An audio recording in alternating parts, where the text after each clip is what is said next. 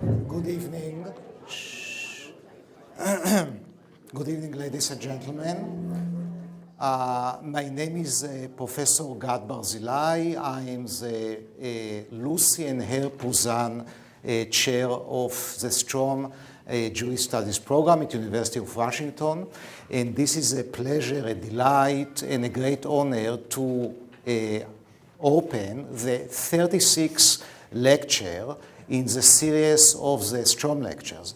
As you know, the Strom Lectures is in many ways our cutting-edge leading front that allow us to bring on campus the best scholars in Jewish studies which are publishing the best scholarship on relevant issues on Judaism and Jewish studies. And this is a great honor today to have with us one of the most important scholars of Jewish history and Judaism, who is prominent in different aspects of Judaism and Jewish studies, primarily American Jewish history. And Professor Jonathan Sarna, whom I will introduce later on today in a few moments, would give a series of 2 talks about revivals and awakening in American Judaism.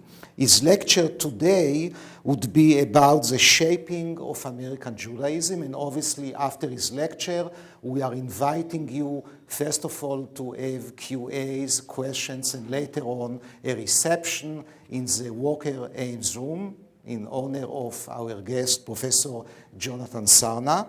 On Wednesday, May 11, Professor Sarna will talk about the reshaping of American Judaism.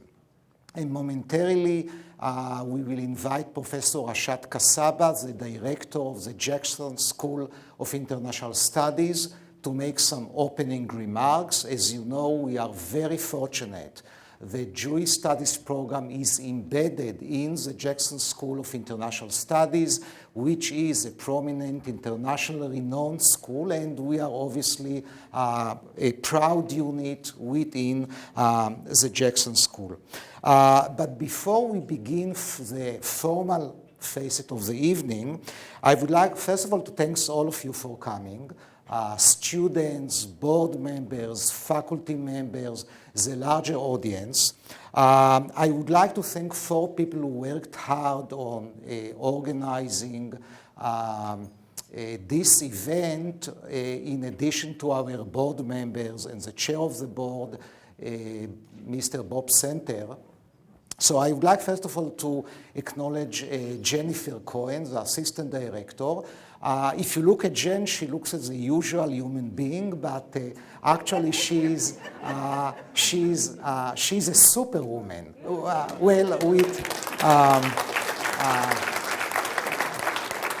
I mean with a much better dressing, but and I will also like to acknowledge Caroline Black and Polly Hunter from Development, who are always very helpful, and Angelica Macklin, who has edited the tribute that you are going to see in a few moments.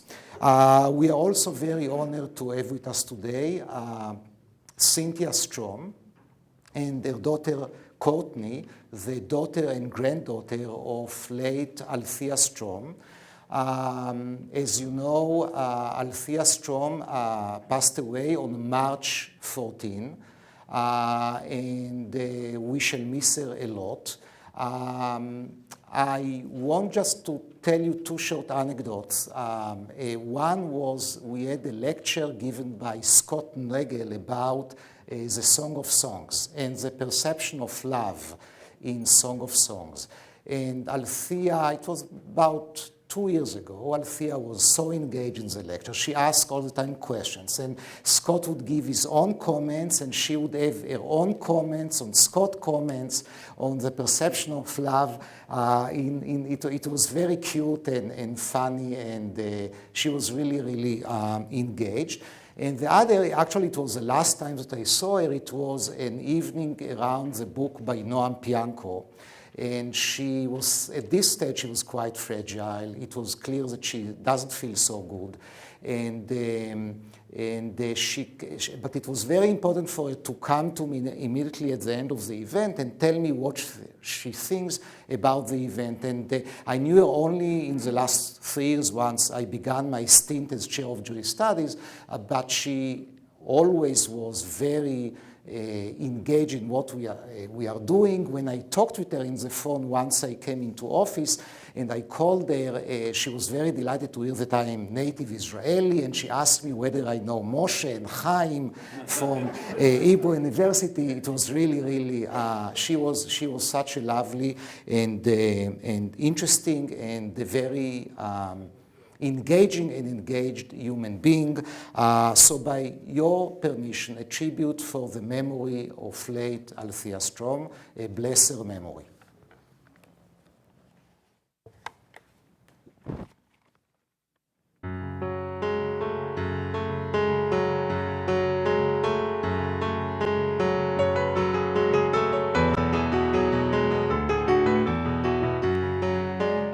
I am Althea Strom. I came to Seattle from New York when I was 14, and I thought the whole world was Jewish. I will remember Althea forever, not only because of the role she played in the life of the school, but also because she was an utterly charming person. I'll remember her as a presence, a person who made other people feel good. She's down to earth. She was funny, very, very warm. She had great jokes, none of which I can report in this public setting. A great storyteller. You would never tire of hearing Althea's version of when she first met Scoop, or when she first met her husband, or stories about her children and family. It was always a delight to be around Althea. And I would see her, all over the place, in civic roles and in university-related roles. She had vision for what Jewish studies could be. She had vision for what the University of Washington could be. And she had vision for what she could contribute. She had been with the Jackson School for a long time before I came along. Very active in the Henry Art Gallery. And they were very prominent in the Jewish community. My husband and I wanted to start something that would be a lifelong legacy. The idea for a Jewish studies program started at the university in 1969, I think, when Eddie Alexander and several other people thought it would be a good idea to have something of a Jewish studies program. And at the time, this was a very new idea. There were very few Jewish studies programs anywhere in the country. Murray Schiff was the one that was responsible for planting the seed. Well, I think it's a perfect fit for the Jackson School. One, because the Jackson School is home of comparative religion program, but it also fits in because the Jewish community is a worldwide community.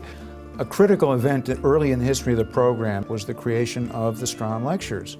These were lectures for the local Seattle Jewish community, not just students, but people from outside the university as well. We started the lecture series. It was something that was very important to the people, and we've been very pleased that the attendance has been unbelievable. And the speakers that we've had have been so outstanding. These opportunities to hear these major scholars was just terrific, and has been for 35 or 36 years now. But combined with that, right from the beginning, was the idea that these lectures would be published in the form of books put out by the University of Washington Press. And this means that you not only have the local audience that's appreciative, but you have other professors, and you have generation after generation of students all over the country benefiting from what is said at the Strom Lectures. She gave one of the largest gifts in the history of the university. That was after my time, but of course I knew about it. One of the earliest endowments that the Stroms gave to the program was money for the Hazel D. Cole Fellowship. Now, it helps individual scholars who are just getting started on their career, but at the same time, it's done something wonderful for many universities around the country, because many of these scholars have gone on to occupy prominent positions at Jewish Studies programs from east to west and north to south. She started to get the idea of making a truly major gift to go to the Jewish Studies program. The Strom Lectures, they were endowed, and so was the series of books that are published out of the Strom Lecture series. She gave more money after a while, which was to be used to hire faculty, prominent faculty, who would really bring very, very highly valued people in Jewish studies to the University of Washington. When half the money was given, the program would be named in honor of her and Sam. That happened a couple years ago. It was officially announced at the Strom Lectures. It was a wonderful occasion for everybody involved. Their impact has to be viewed not only in terms of the dollar amount and the particular things they supported, but they were also pioneers. We really couldn't do all these things unless we had external support. And so having someone like Althea give us the generous gift she did enables us to have a really outstanding Jewish Studies program, not only in terms of faculty who are excited to be here, but also the kinds of students we attract. It is a gift that will keep on giving and will help us remember Althea Strom for a long time, because she is certainly one of the keys to why we have such a splendid Jewish Studies program. So the benefit of the Strom's generosity and Althea's generosity in recent years is to benefit the students, benefit the community, benefit Jewish studies all around the world. I think that's pretty remarkable. My husband and I always felt that if we could give back what was given to us by being blessed, that was our greatest contribution.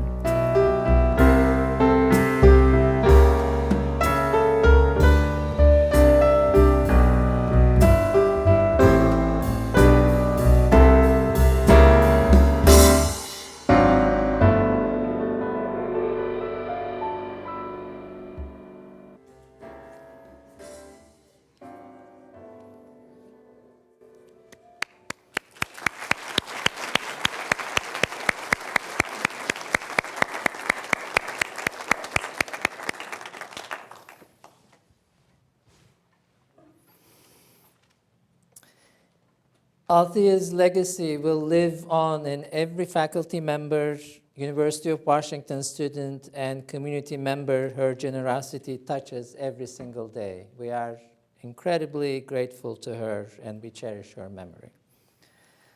My name is Reshat Kasaba, and I am the director of the Jackson School of International Studies, of which, of course, the Strom Jewish Studies program is a very valuable and integral part. I first met Althea in 2002 when I was, again, director for an interim period, and that was, of course, not a very easy time for her. It was not that long after she lost her husband, but I was impressed, genuinely impressed by how interested she was in finding out who I was and what my interests were. And we had a lovely lunch, and I remember that very fondly. And the next time I saw Althea was actually turned out to be the last time I saw her. That was also during Noam Bianco's book launch party. And even though she wasn't feeling very good at the time, she said she could not miss it for the world. I know she was enormously proud to be a part of the University of Washington community. She served on the Jackson School's advisory board for well over a decade. She played the important role of connector, helping bring members of the community together with faculty and leaders on campus to build on the mission of the school. When Sam, of blessed memory, passed away in 2001, instead of disappearing, Althea stepped up her involvement with the school, culminating with her extraordinary gift to Jewish studies. Her gift was tied to a vision she had for the program, a world-class center for the study of Judaism and Jewish life around the world and throughout the time. And every single day, we are coming closer to that goal because of her contribution.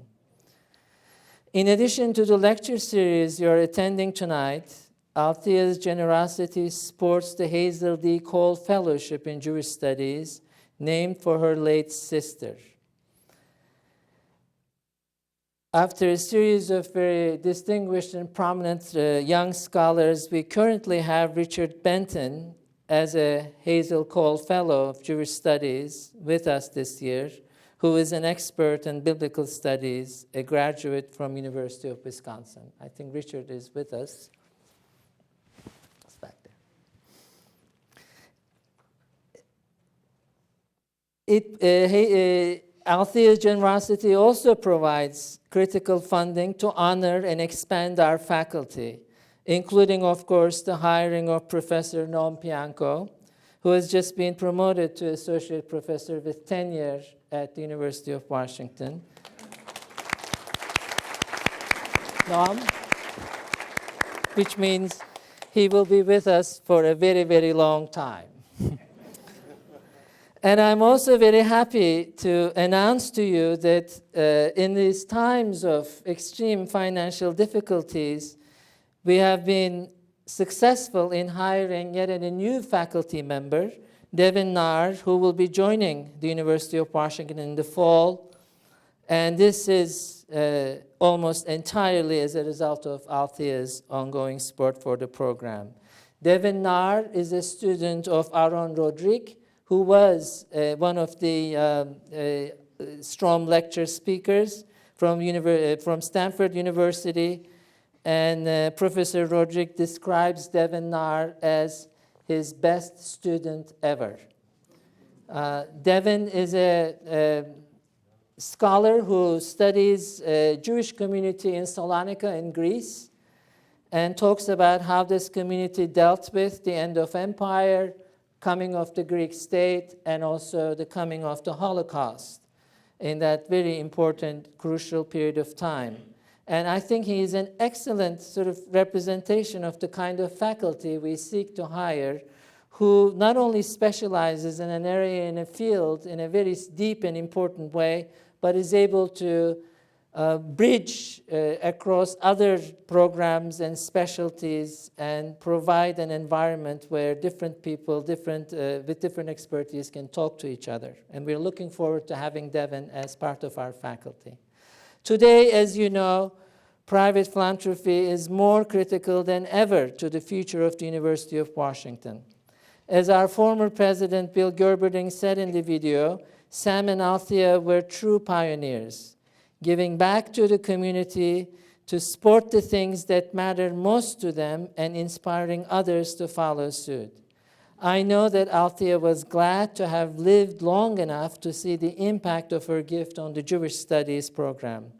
May this golden legacy live on from generation to generation. Thank you for coming.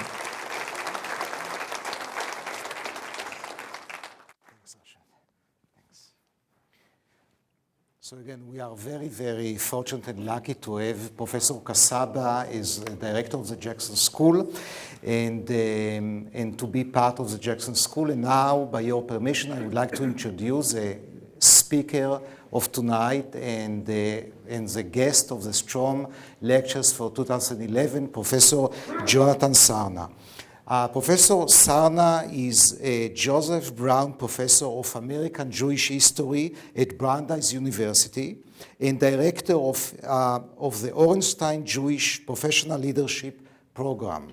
He was defined by the Forward newspaper as one of the America 50 most influential American Jews.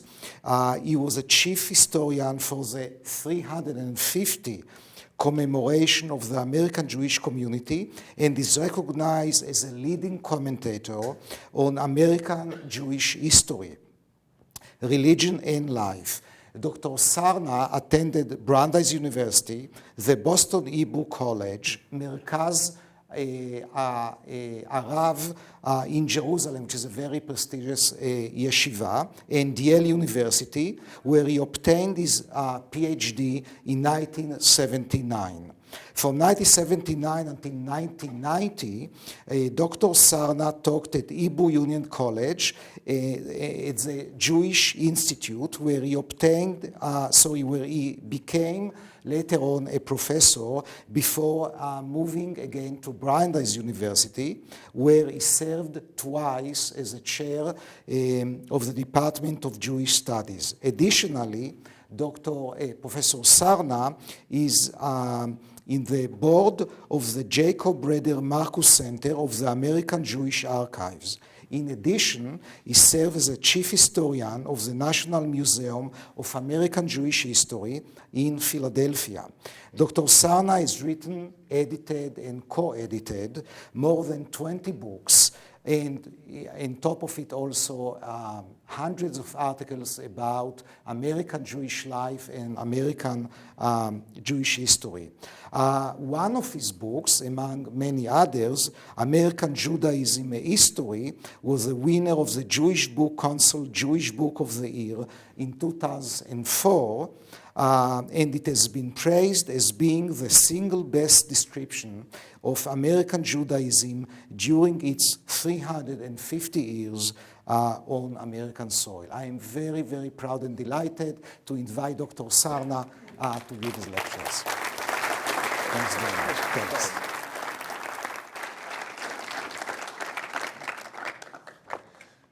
Well, thank you very much. It really is a great honor and a privilege to be here. The Strum lecture series really is the most distinguished Jewish lecture series in the United States, and it has brought us a host of memorable volumes from the late Yosef Chaim Yerushalmi's Zachor onward. I well remember the excitement of my mentor, Professor Jacob Rader Marcus, when he was invited to deliver these lectures many years ago, and it is therefore with some considerable humility and also with immense gratitude that I stand before you this evening. Now, this is, I think, a very propitious moment to think anew about revivals and awakenings in American Jewish life. Some 3 decades ago, in 1982, an article appeared heralding what the author, me, called a great American Jewish awakening. I pointed out in that article that there were a wide range of then new and surprising developments in American Jewish life. The emergence of Reformed Jews who kept kosher, observed Shabbat, prayed with their heads covered and draped in talitot, in prayer shawls, and then the turn to modern orthodoxy on the part of some conservative Jews and their children, and the rightward shift within orthodoxy itself, and most remarkably, what was then called the BT movement, the large number of Ba'alei Teshuvah, born-again Jews, we might translate that, who underwent sudden transformations from the secular culture of the 60s to traditional, sometimes even Hasidic Judaism. To explain those developments, which I characterized then as a religious awakening, I pointed to 3 factors. First, a reaction to the liberalism of the 1960s. The 60s had witnessed a shift leftward across the country. The 70s witnessed a reactive shift in the other direction. Second, I argued that the turn to religion represented a renewed search for meaning, direction, and truth following an era of disappointments and doubts. Think Vietnam and Watergate and 3 horrific assassinations. I think we lost some sound here. Yeah, we're back? Okay. And third, in terms of Jewish history, it seemed to me that we were witnessing another turn in a well-known cycle of assimilation and traditionalism, a dynamic in which tolerance and the lure of secular culture drives Jews towards assimilation, and then intolerance and fear of assimilation drives them back towards tradition. And this dynamic, I suggested then, had many analogs in Jewish history, and the turn in tradition would likewise, I suggested, in due time, burn itself out. So I closed with a warning then that the current American Jewish revival may not last nearly as long as some Orthodox triumphalists believe. I hoped, following the teachings of one of the great students of American Protestant revivalism, Professor William McLaughlin, that, quote, from the thesis and antithesis of the revival generation, a new synthesis would emerge. But I warned, as McLaughlin did, that the old light never quite dies, and the process is never finished. Now, how important the late 20th century awakening that I identified back in 1982 actually proved to be remains a matter of dispute. But having gone out on a limb then, let me be equally daring now and suggest that 3 decades later, the great American Jewish awakening of the late 20th century can safely be consigned to history. Indeed, throughout the country in 2011, we see synagogue membership in decline. The average decline is about 20%. By contrast, the number of Jews who describe themselves not in religious terms, but as, quote, just Jewish or secular, is up. As many as 25% of American Jews describe themselves in these terms. Meanwhile, courses in secular Judaism are proliferating on college campuses, including my own, and a new book on the subject by Professor David Beal has attracted much attention. Rebecca Goldstein has become something of a prophet for secular Jews. See most recently her Betraying Spinoza, the renegade Jew who gave us modernity, and her novel, 36 Arguments for the Existence of God, a work of fiction.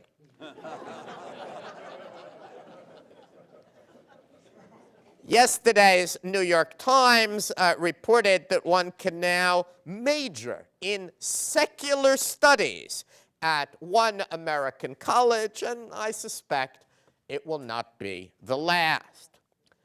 Where once enthusiasm swirled around the practice of Judaism, think the Jewish catalog billed as a do-it-yourself kit. Now it is Jewish culture, much of it decidedly secular, that excites young Jews. Quote, we are in the midst of a Jewish cultural renaissance in America, the Foundation for Jewish Culture proclaimed a few years ago. When you see feature films reflecting the Jewish experience in your local Cineplex, attend readings of new Jewish writing in your local bookstore. Listen to new Jewish music in downtown jazz clubs. Visit thousands of Jewish websites on the internet. Take courses in Jewish studies on college campuses across the country. There can be little doubt, so the foundation argued, that we are in a golden age of Jewish culture, unlike any in the 4,000-year history of the Jewish people. Jewish book festivals, film festivals, folk festivals are really, for some Jews, what the Jewish holidays have traditionally been: annual cultural events celebrated at approximately the same time in communities coast to coast. Across the United States, evidence suggests that among Jews, culture is up and religion is down. Nor is this phenomenon unique to Jews. Indeed, outside of Jewish circles, too, we are witnessing what might be termed a great religious recession. Robert Putnam and David Campbell, in their recent book entitled American Grace, provide a plethora of evidence to make the case that religion is ebbing among young people. More and more post-boomer young Americans, about a quarter of them, roughly 3 times the number as in 1980, describe their religious preference as none, N-O-N-E. Like a lot of Catholic nuns in their day, these nuns have kicked the habit and now describe their religion as, quote, nothing in particular. Now, whether the religious decline that Putnam and Campbell discern represents a long-term trend remains to be seen. As an historian, I have my doubts. Indeed, what we shall see over these 2 lectures is that at least among American Jews, cycles of religious revitalization and cycles of religious declension have followed one another with some regularity through the course of American Jewish history. Moreover, it is important to remember, as I have suggested, that religious declension in America does not necessarily walk hand in hand with cultural declension. The 1920s and 1930s, which historian Robert Handy famously characterized as an era of American religious depression, and which marked for Jews the nadir of traditional Jewish religious life in the 20th century, nevertheless witnessed an outpouring of secular Jewish culture, including Al Jolson's The Jazz Singer in 1927, Henry Roth's 1934 classic, Call It Sleep. Culture and religion, in other words, do not operate on parallel cycles of creativity. Now, in discussing revivals and awakenings in American Judaism, my hope is to shed new light on cyclical developments within American Judaism, and to do so with special reference to young people. For historically, among Jews, as actually among non-Jews, young people have been the engine behind religious awakenings. Widespread movement by young people toward religion heralds a communal religious revival.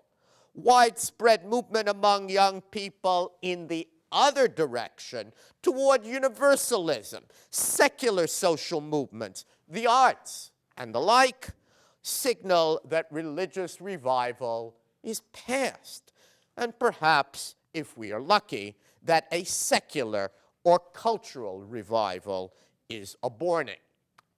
Now, in employing words like revival, I am well aware that I am stepping into a scholarly minefield.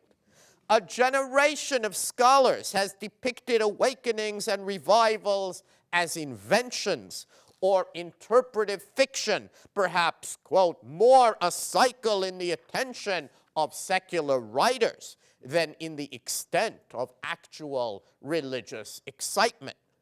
The Great Awakening of the late colonial era, for example, has lost much of its greatness in contemporary historical textbooks. Its reach and effect, scholars now believe, have been greatly exaggerated.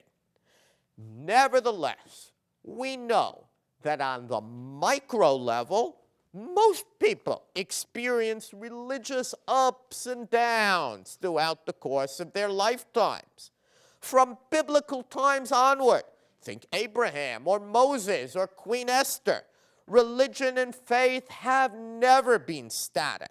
They rise and fall and are perhaps best analogized to a lifelong journey filled with peaks and valleys.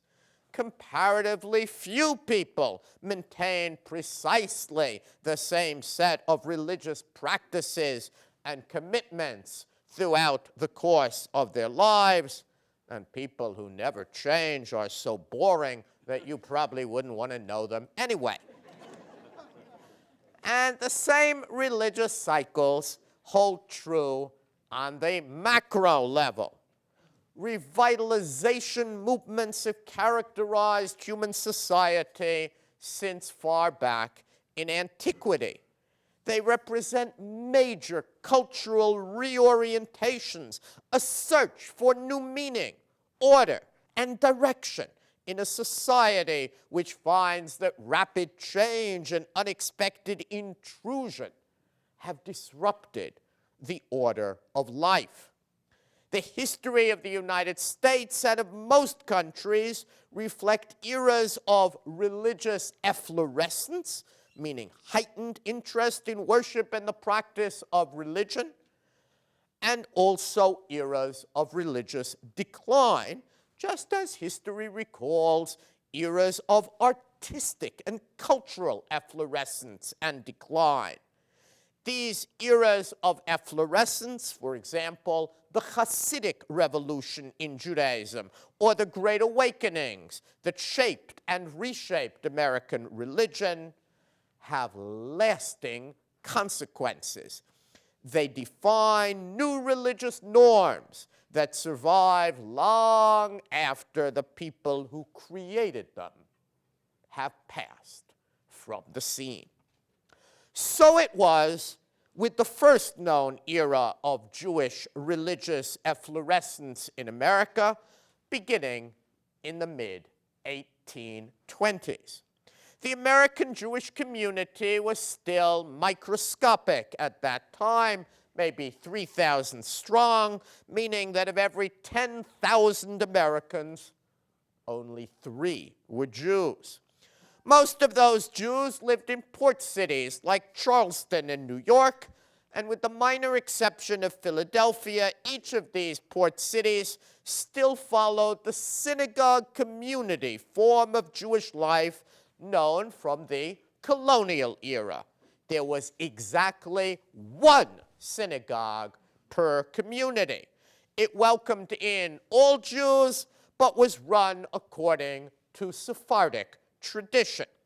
And it assumed responsibility for all aspects of Jewish religious life: communal worship, dietary laws, life cycle events, education, philanthropy, ties to Jews around the world, oversight of the cemetery and of the ritual bath, even the baking of matzah and the distribution of Passover charoset used at the Seder. All of that was overseen by the synagogue community. It saw itself and was seen by others as the representative body of the Jewish community. It acted in the name of all area Jews, and it maintained communal discipline, usually through fines and the denial of communal honors. The advantage of this established synagogue system, from a Jewish point of view, were considerable, many advantages. The synagogue community was an efficient means of meeting the needs of an outpost Jewish community. It promoted group solidarity and discipline, evoked a sense of tradition, as well as a feeling of kinship towards similarly organized synagogue communities throughout the Jewish world. It enhanced the chances that even small clusters of Jews, remote from the wellsprings of Jewish learning, could survive from one generation to the next. By contrast, freedom and democracy, as we understand those terms, the right to dissent, the right to challenge the leadership in a free election, the right to secede and establish a competing congregation, the right to practice Judaism independently, these were unknown in colonial and early American synagogues. Jews of that time would have viewed such revolutionary ideas as dangerous to Judaism and to the welfare of the Jewish community as a whole. Yet precisely these revolutionary ideas were legitimated by the American Revolution. In rebelling against the colonists, in rebelling against the British, the colonists explicitly rejected both tradition and deference, central pillars of society in colonial days, and they overthrew many of the established patterns of life that had previously governed their existence under the British. In the Revolution's wake, American religion generally was buffeted by forces of change. Anglicanism greatly declined. Secularism markedly advanced. Many of our founding fathers, as a result, were deists and Unitarians. They bowed down, if at all, to the God of reason. Other Americans, especially in the South and the West, were so-called worldlings. They violated heavenly commandments and observed the Sabbath, if at all, by, quote, hunting, sporting, horse racing, jumping, and foot racing. Judaism, too, underwent great changes in the revolution's wake. A majority of Jews had supported the revolution, including the Chazan, the minister of Shearet Israel, Gershom Seixas, who left the city with his followers in the wake of British occupation. Following the revolution in all of the communities where Jews lived, patriotic Jews returned to their synagogues, and very quickly we see them grappling with the new situation in which they found themselves. The challenge that they faced was whether Judaism, as they knew it, that synagogue community model of Judaism, could be reconciled with freedom and democracy. Could Jews maintain that traditional synagogue community structure that bound them together and promoted group survival, and yet at the same time also accommodate new political and cultural and religious realities? And the answer to that question turned out to be a resounding no. For almost half a century, synagogues attempted to preserve their traditional authority, but they failed. In 1782, for example, they proved unable to prevent Jacob I. Cohen of Richmond from marrying a convert to Judaism named Esther Mordecai. She was born Elizabeth Whitlock. Jewish law, traditional Jewish law, forbids a member of the priesthood, like Cohen from marrying a convert. Would still be not permitted in Israel.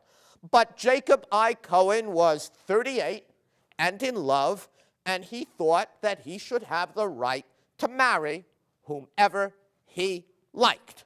The fact that Congregation Mikveh Israel in Philadelphia refused to conduct or to sanction his marriage did not stop him. Instead, in a public act of defiance, that congregation's leading member, Chaim Solomon, along with the Revolutionary War hero Mordechai Sheftel of Savannah and the well-respected old-time Philadelphian Israel Jacobs, privately conducted and witnessed the wedding ceremony. In so doing, they served notice that the synagogue's power to regulate Jewish life in a free country was waning. The synagogue got the message. In this country, they explained to the Ashkenazi chief rabbi of Amsterdam, Rabbi Saul Halevi Löwenstam, in a letter in 1785, in this country, everyone does as he pleases.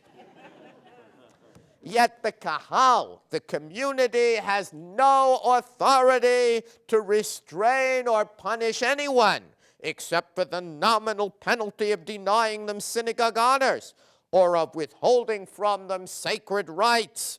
However, the letter continued, these vicious people completely disregard such measures and continue to attend our synagogues because under the laws of the country, it is impossible to enjoin them from so doing, unquote. Over the next 40 years, the hierarchic, deferential, and tradition-based world of colonial Judaism gave way to a new Jewish world, one where Jewish law and the authority of synagogue leaders could be openly challenged, where every man, and not just wealthy landowners, was considered a yachid. That's the Jewish equivalent of what Protestants call a communicant, and where power no longer lay exclusively in the hands of wealthy elders. Jews demanded more religious freedom. For example, the freedom to select or purchase seats within the synagogue rather than having a seat assigned to them, as had been the case before. The freedom to buy kosher meat anywhere and not just from the shochet, the ritual slaughterer that the synagogue happened to hire. The freedom to bury dear ones in a private family cemetery, if that's what one chose to do, rather than in the synagogue's cemetery. Freedom even led some Jews to abandon the synagogue and, yes, to abandon Judaism. Two sons of the prominent Jewish merchants, Michael and Miriam Gratz, intermarried, and they were certainly not alone. We are fallen on evil times, a prominent Jew proclaimed in the 1790s. But as it turned out, freedom also drew some young Jews back to Judaism. In New York, in Charleston, and later in other communities, young Jews with renewed interest in Judaism seceded from the synagogue communities that had dominated Jewish religious life since colonial times and insisted upon their right to worship apart as they saw fit. Now, scholars have pointed to a range of influences that likely motivated these young Jews in New York and Charleston, the Protestant Second Great Awakening, the challenge posed by Christian missionaries, the influence of Reform Judaism in Germany, concern for Jewish rights in the United States, and more. The young people themselves, however, actually focused on 2 points. First, that Judaism needed to change if it was going to survive, and second, that freedom justified the changes that they advocated. Charleston's young Jews, the Charleston reformers, enumerated a series of radical reforms in Judaism that they considered it vital to promulgate, and in so doing, they proudly denominated themselves, quote, free citizens of America. New York's more religiously conservative young Jews sought to save Judaism in more conservative ways by promoting, quote, the study of our holy law so as to better extend a knowledge of its divine precepts, ceremonies, and worship among our brethren generally and the inquiring youth in particular. But amazingly, they too justified their claims on the basis of American freedom. Quote, the wise and republican laws of this country based upon universal toleration, giving to every citizen and sojourner the right to worship according to the dictate of his conscience. In short, in both communities, albeit in different ways, young people challenged the authority of the once unified synagogue community, insisting that America recognize their right to withdraw and worship as they saw fit. And the result of this revival was nothing less than a new American Judaism, a Judaism that was diverse, pluralistic, and far more in harmony with surrounding American culture. By the Civil War, every significant American Jewish community contained multiple competing independent synagogues. That had become the dominant religious pattern for Jews no less than for Protestants.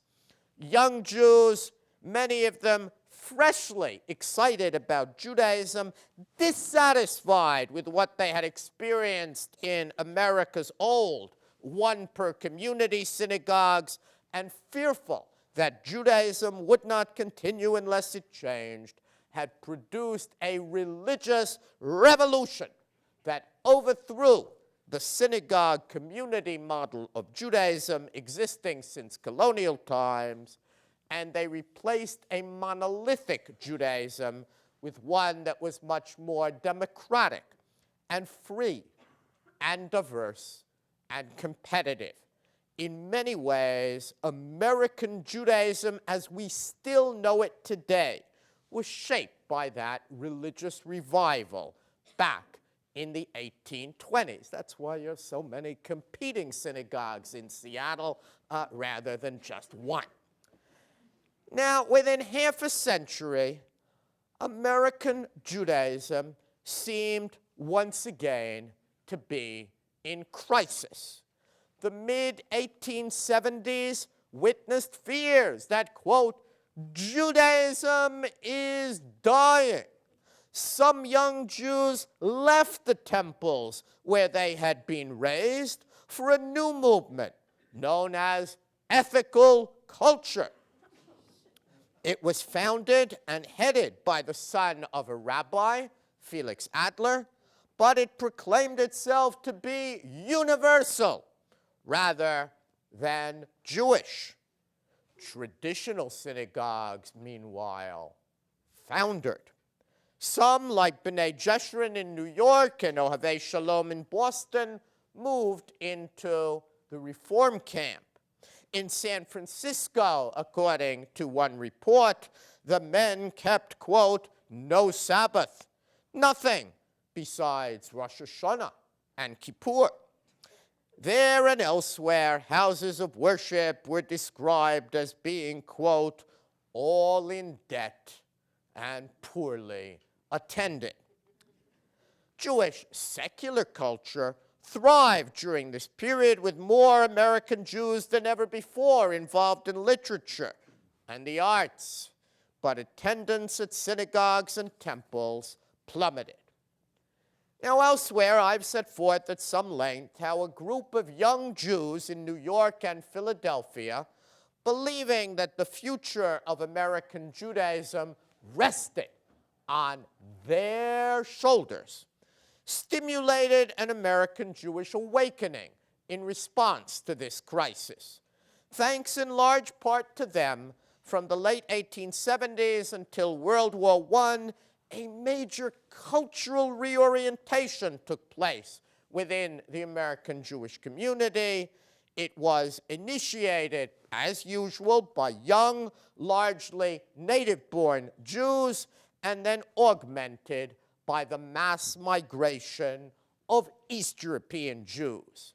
It resulted in a return to religion, a heightened sense of Jewish peoplehood and particularism, as opposed to the earlier emphasis on universalism and upon Judaism as a faith.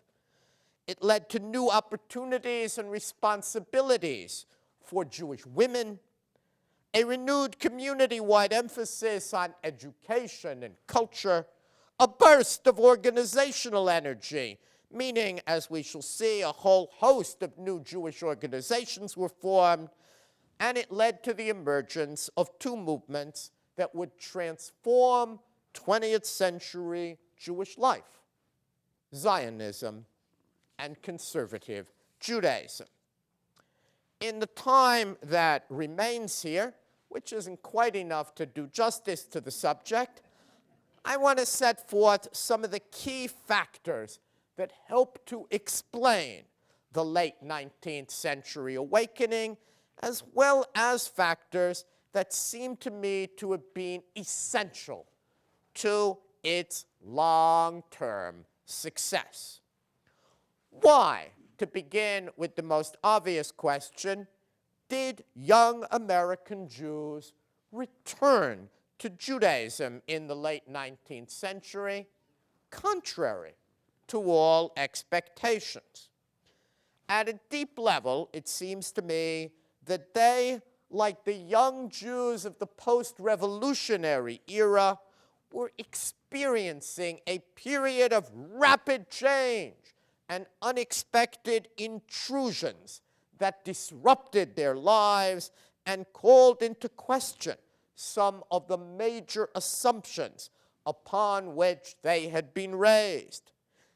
These young Jews had grown up as children during a period of confident optimism in the years immediately following the Civil War. The Jewish community's wealth and political power greatly expanded during those years, especially, although this comes as a surprise to many people, especially under the presidency of Ulysses S. Grant. Liberal Jews and Protestants spoke warmly of universalism. Jews dreamed of a, quote, new era, ushering in the golden age of a true universal brotherhood. But beginning in the second half of the 1870s, burgeoning anti-Semitism, calls for Christian America, the challenge to Judaism posed by Felix Adler's de-Judaized ethical culture movement, which I mentioned, and growing alarm over indifference, ignorance, and intermarriage, three I's in Jewish life, dashed all of these optimistic hopes. And this posed a cultural crisis of the highest order for American Jews. And as is almost always the case It was young Jews who were the first to discern that crisis. They understood before their parents did that old assumptions concerning, quote, a golden age of true universal brotherhood needed to be replaced. False paradigms forsaken. The great question for contemporary Judaism is whether it will continue God's work or cease to be. The young Max Cohen, later librarian of New York's Maimonides Library, wrote in one of his letters, Israel must be, he concluded, whatever its children make it. By the way, he was all of 26 when he wrote that letter, and his high-minded missive concluded with the hurried note, Mother is calling, it is time to blow out my lamp.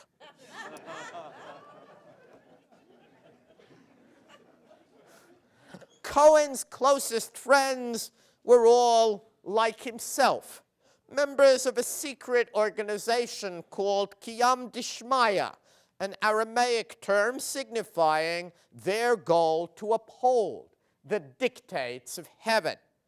The group's goal was to save the Judaism that they believed the old generation was squandering and to engage in activities that would redeem Jews to the ancient faith. All around them, these young late 19th century Jews were witnessing an enormous social and economic transformation. Historians speak of this era, say roughly from the 1870s to 1914, as the Second Industrial Revolution. During those years, migration changed the face of the United States. Railroads and steamships tied distant regions together. Urban transportation networks like the subway and the trolley car bound big cities. The telegraph and then the telephone, invented in 1876, revolutionized business and personal communications. Electrification, of course, soon transformed many additional aspects of American life as well. For young people coming of age, these were wonderfully exciting times, filled with technological innovations that radically reshaped their lives, akin in many ways to the wondrous high-tech revolution of our own day. And unsurprisingly, young people experiencing change in a positive way look to introduce changes in their Jewish lives as well. In some cases, they also sought to employ new technologies to Jewish ends. This was especially true of the revolution in transportation and communication, which far-flung Jews benefited from enormously. The point is that rapid change in the social and economic spheres promoted change in the Jewish sphere as well. These three critical factors. First, a cultural crisis, a disjunction between expectations and results. Second, fear for Jewish survival. And third, a period of social and economic transformation linked to technological change help to explain the late 19th century Jewish awakening. But then there are three additional factors that seem to me to have been critical to its ongoing success. First, the awakening supporters were fortunate to find leaders who provided meaning and direction to those looking to transform Jewish life. Cyrus Sulzberger was the man who organized Kiyam Dishmaya. For a time, he led the group. but there were also other important leaders: Solomon Solis Cohen, Max Cohen, Mayer Sulzberger, Cyrus Adler, and notable women leaders: Mary Cohen, Nina Moraes Cohen, the young Henrietta Zold, and more briefly, Emma Lazarus, until she tragically died. Some of you know the name Emma Lazarus from the Statue of Liberty. And out in the West, in this part of the world, you had Ray Frank, until she got married. But absent this coterie of purpose-driven leaders, the movement of young people that we are discussing would never have gotten off the ground or achieved what it did. This is almost a truism when it comes to movements of social and religious change, but it bears repeating. Leadership matters. In addition to raising up leaders, young Jews in the late 19th century established organizations, one after another of them. Indeed, something of an organizational frenzy took hold in American Jewish life at the end of the late 19th century. Fully 13 of the 19 national Jewish organizations listed in the first volume of the American Jewish Yearbook were founded in the century's last 2 decades, and many, many more local organizations. These organizations, analogous to the, quote, benevolent empire founded by Protestants in the beginning of the 19th century, sought to provide meaning and direction to Jews suffering from the social and cultural strains of a transitional era. They mobilized underserved populations, notably women. They took advantage of the era's technological innovations, and they promoted the goals of Jewish, cultural, and religious renewal. As a group, they reflected the 19th century Jewish awakening's most important goals and values: cultural and religious renewal on the one hand, promotion of Jewish education on the other. Finally, in addition to leaders and new organizations, the movement that began in the late 1870s sought to advance its goals through the written word. The American Hebrew, a New York Jewish newspaper founded in 1879, served as a prime vehicle of expression for the young Jews who were attempting to transform American Jewry. It provided them with a platform from which to advance their cause. No movement of religious renewal can advance without such a platform, for in the end, it is not enough just to have able leaders and innovative organizations. To succeed, a movement of religious renewal must also vigorously promote its program in the marketplace of ideas. Many of the ideas developed in the late 19th century, especially concerning adult Jewish education, religious tradition, empowerment of women, and Zionism, continued to shape American Jewish life well into the 20th century. So it was that twice in the 19th century, in the 1820s and again beginning in the late 1870s, young Jews challenged Jewish life as they knew it and sparked movements that gave new shape to American Jewish life. The 1820s gave birth to the pluralistic American Jewish community that we know, characterized by greater freedom, a multiplicity of competing synagogues, an absence of religious hierarchies. The late 1870s revival witnessed the emergence of well-organized religious movements, a heightened emphasis on Jewish peoplehood and Jewish education, a transformation in the role of women, a renewed interest in Jewish tradition and culture. Both of these religious awakenings changed the face of American Jewish life.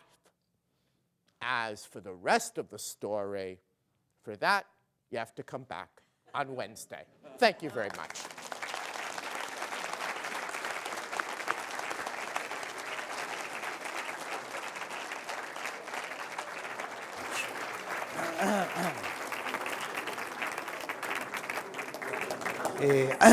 Thanks very much for a delightful, engaging lectures.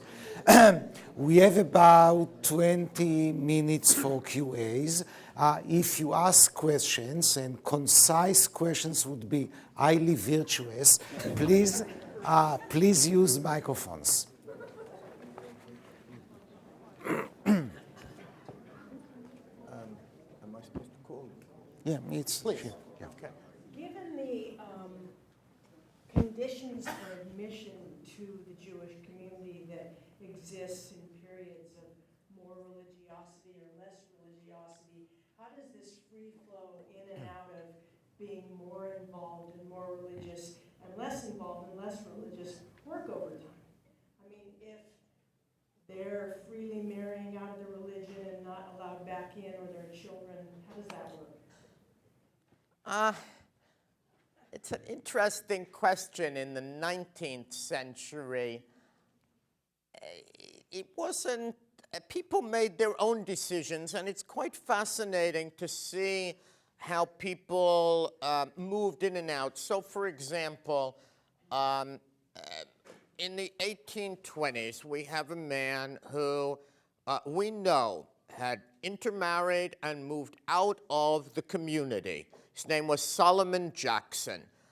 And yet, in the 1820s, he has a change of heart, and he moves back, and he edits a journal, which he boldly calls The Jew, and he fights Christian missionaries without any reference there to the fact that he had married out, and his children, who don't have a Jewish mother, and nevertheless are part of the Jewish community. Now, it's clear that later there's some concern about the fact that people find their way in to the Jewish community in this way and haven't been converted halachically. There is a synagogue in Philadelphia that actually puts into its rules that nobody not born, that's a double negative, but nobody not born of a Jewish mother can be a member of this synagogue, except for Moses Dropsy,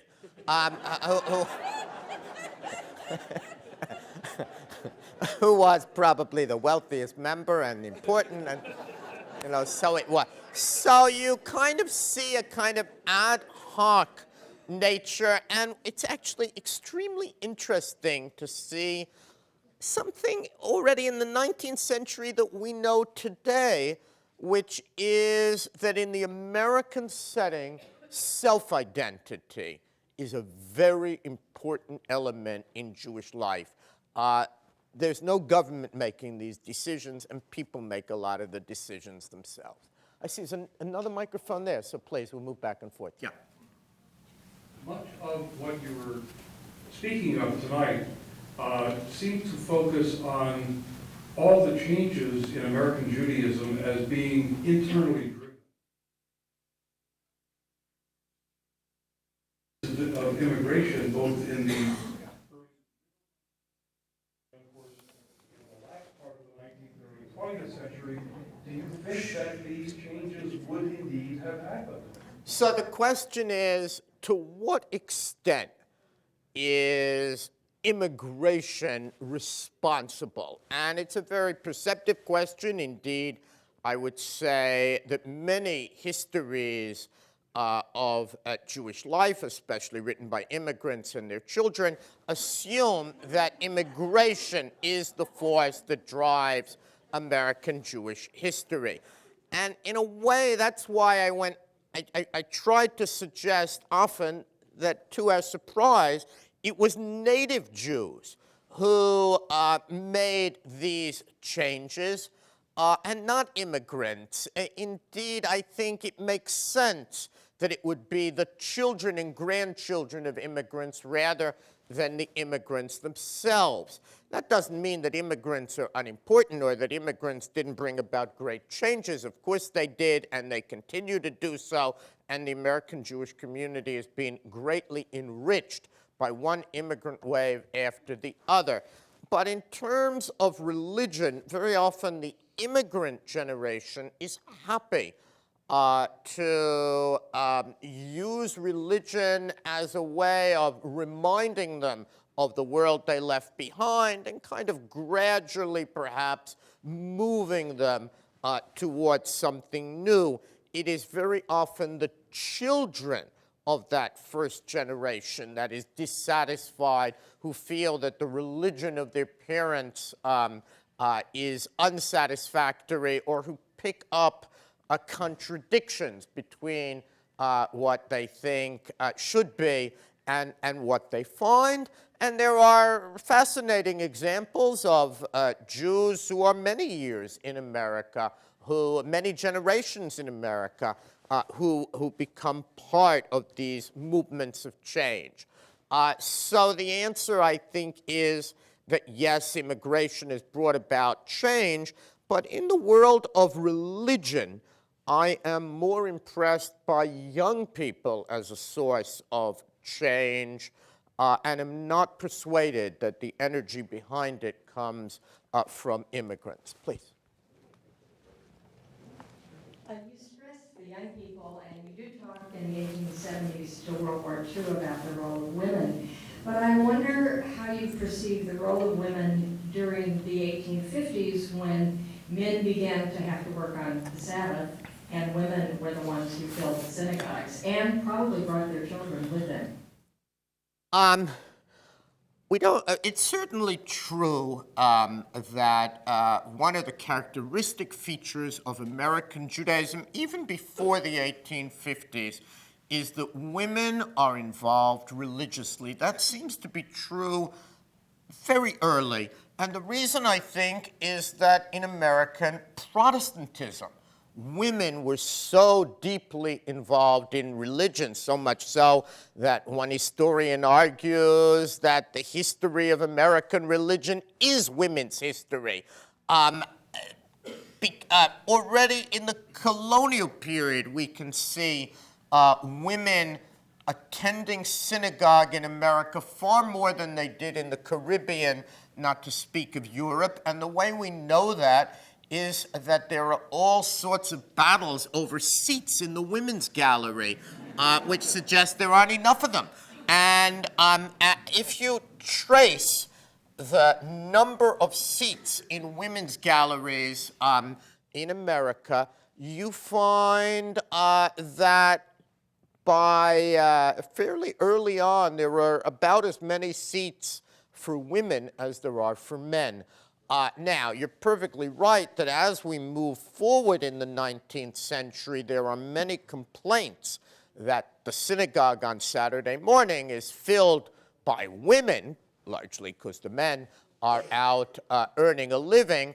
And there's little doubt that the movement in Reform Judaism towards Friday night services or even Sunday morning services in the 19th century are propelled by a desire on the part of rabbis to address men and not just women.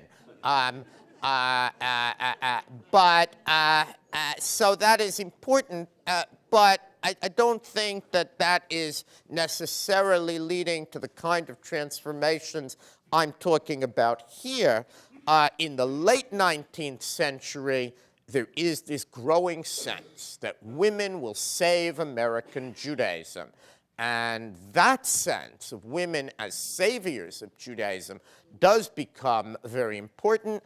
And of course, in the American setting, we also see a sense that women are responsible for religious education, very different than what you know in Europe. And we see that already with the Sunday school movement of Rebecca Gratz. That's largely a women's movement. And of course, in order to teach Sunday school, you have to know something, and therefore women study.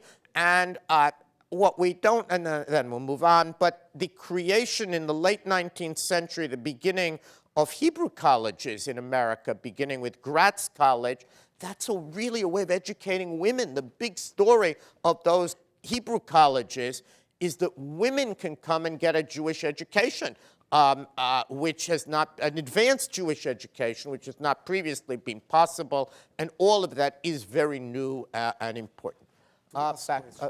Back there, yes, please. Yes, I'm a Quinault Indian from the coast of Washington. I heard you on the radio earlier today speaking about cultural change and religious change in America. I'd like to speak about manifest destiny and your perspective of how American Indians were dealt with for a 100-year period and how Jewish culture was treated in America during the same time period. Well, that would be a very long lecture. Let's just say Indians were dealt with very badly. And it's a story that I think the better it was known, the more ashamed in some ways Americans would be about the treatment of Native Americans. I think one can argue that because America had other outgroups, Native Americans or blacks, the treatment of Jews was better in some respects in this country. You don't find a vast amount of Jewish involvement in Indian affairs, largely because Indian affairs in this country, it's one of the great secrets, don't tell anyone, but Indian affairs really were designed largely to Christianize the Indians. That was the policy under the late 19th century. It's an official policy. Jews were not very good at Christianizing the Indians. And basically, from the Civil War to World War II, you really only find one example of a Jew who plays a very significant role in Indian affairs. He's appointed by Ulysses S. Grant. I talk about him in a forthcoming book. And they pretty well organize his career so that his role so that he doesn't he's involved in the medical care of the Indians, not so much in day-to-day issues. And honestly, the Protestants make his life a misery because he's Jewish. They're very explicit about it. They say he's a wonderful doctor. He's done very good work, but alas, he's Jewish. And within a couple of years, he resigns. So that's really a different subject, but no question that it's an important one in American history. Yeah. Thank you. After 1848, and the German Jewish community from Europe began to come here and encouraged to move west, and all of the small towns and cities, Seattle and the rest, started to get Jewish communities. What effect did all of that spreading across the country have on all these events you're talking about in the last 2 decades of the 19th century? Because there had to be some communication. Question. Everything else you're talking about. So the question is, to what extent, how does the story I've told relate to the coming of these German Jews? So let me give a couple of points here. The extent to which 1848 is critical is debated by historians. Actually, the migration from Central Europe starts earlier. It's clear that, roughly speaking, maybe 3,000 Jews in 1820, 15,000 in 1840, 150,000 on the eve of the Civil War in 1860, 250,000 in 1880. That's not all due to immigration, but it gives you a sense of the growth. As you suggest, these Jews move across the length and breadth of the United States. the religious lives they lead are very much shaped by the first awakening I'm talking about. And you can see that because they don't form just one synagogue, as in the colonial era. In community after community, they very rapidly form multiple synagogues. Yes, one that they go to, one that they don't go to. They wouldn't be caught dead in, and so on. But in real life, there'll be a German synagogue, a Polish synagogue. One of the proofs of this is the names of synagogues. In the 18th century, a large number of American synagogue names are millennium messianic, a sense that Messiah will soon come and the remnant, She'erit Israel, will be redeemed, or Mikveh Israel, and so on. All of that's millennium, messianic. In the 19th century, many of the names are peace names. And why are they peace names? Bet Shalom and various Ohavei Shalom and so on. Why are they peace names? Because you've got all these Jews from different places, and the real question is, can they live together in peace? And for the most part, the answer was it's usually a good indication. If it has a peace name, either it was a result of a dispute, or they feared one. Ohavei Shalom in Boston, where I come from, this was Polish and German Jews getting together. They call themselves optimistically Ohavei Shalom. They split within 6 years, and each group, by the way, steals the name. It took a court case to decide who were the real lovers of peace. That took a judge. And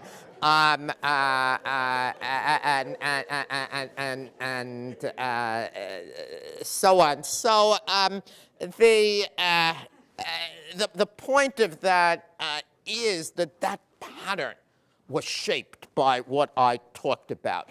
The late 19th century, the movement that I think you can see elements. I mentioned all too briefly, and I can't go through the whole story here, but for example, Ray Frank is really the first example I know of a Jewish woman who goes around as a woman preaching Judaism and really coming here to Spokane and finding no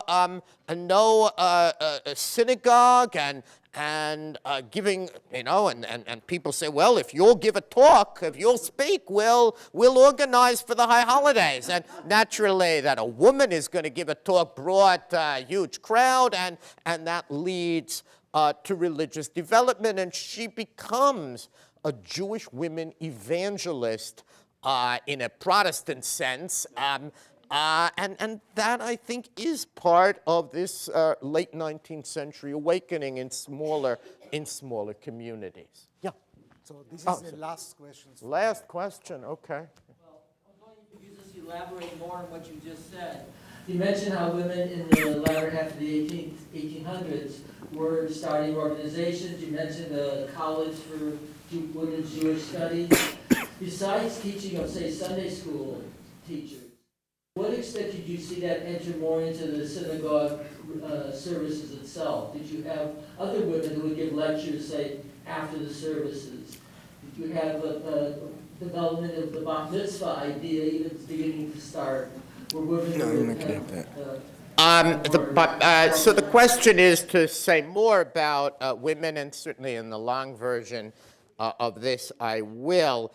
Of course, the most important institution created is the National Council of Jewish Women, and we forget that its original goal was the education of Jewish women. There was a very considerable amount of internal debate between traditionalist women and more reform-minded women, and the National Council later moves on to help immigrants.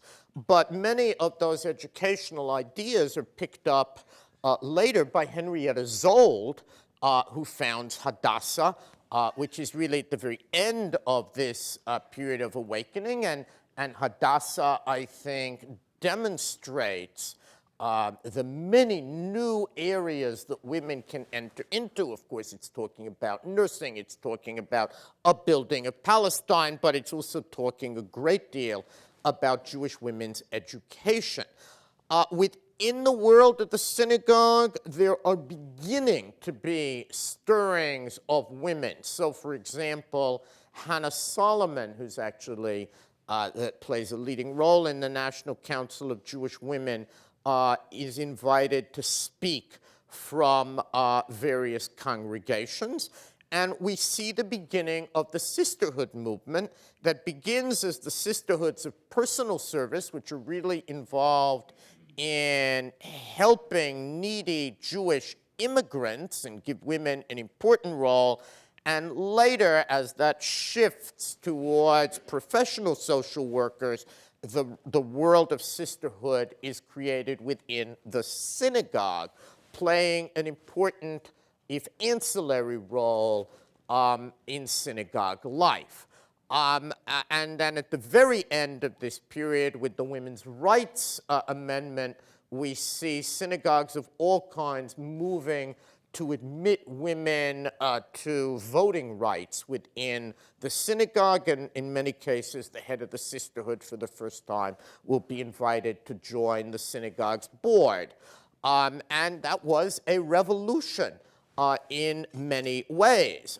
The rise of the bat mitzvah is later. It's usually dated in America. It has some European antecedents and Sephardic antecedents.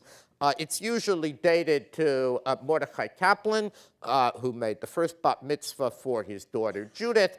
But actually, the bat mitzvah mostly grows in the post-World War II era. And I published a series of statistics of how that grows, and it had much to do with the fact that this was a way of promoting Jewish education among women, young women, as well as among their male counterparts. Before that, confirmation helped to extend Jewish women's remaining Jewish women's education, but confirmation was a group rite. However, if you belonged to a synagogue or a temple that had confirmation, look at the photographs of the old confirmants buried somewhere, usually in the basement. Over and over again, you'll see there are more women than men in those confirmation classes, and that's a very interesting development, and that, I think, already has its roots in the late 19th century, an indication of the growing involvement of women in American Judaism. So thank you very much. See you on Wednesday. Thanks. So Wednesday, same place, same time. We have receptions, and we have Professor Sarna books for sale and signature if you would like. Reception in Walker Ames room.